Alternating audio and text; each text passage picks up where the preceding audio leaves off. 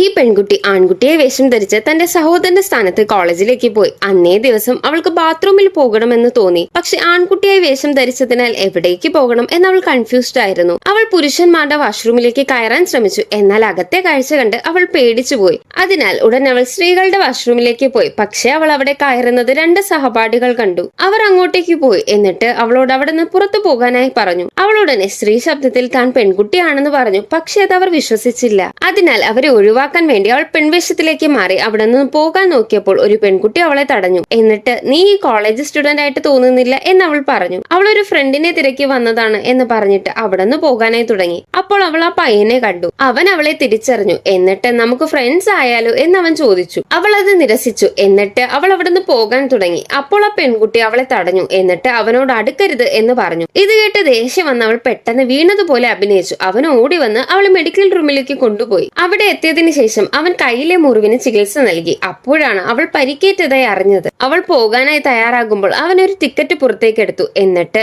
ഈ ടിക്കറ്റ് കിട്ടാൻ വളരെ ബുദ്ധിമുട്ടാണെന്നും ഇപ്പോൾ ഒരു ടിക്കറ്റേ ഉള്ളൂ എന്ന് പറഞ്ഞ് അവൾക്ക് നൽകിയിട്ട് അവൻ അവിടെ നിന്ന് പോയി. വീണ്ടും ആൺകുട്ടിയായി വേഷം മാറി അവൾ ഇത് എന്ത് സിനിമയാണെന്ന് അറിയാനുള്ള ആഗ്രഹത്താൽ അവിടേക്ക് പോയി. അവൾ സീറ്റിൽ ഇരുന്ന ഉടനെ അവളുടെ അടുത്ത് അവൻ ഇരിക്കുന്നത് കണ്ട് അവൾ ഞെട്ടിപ്പോയി.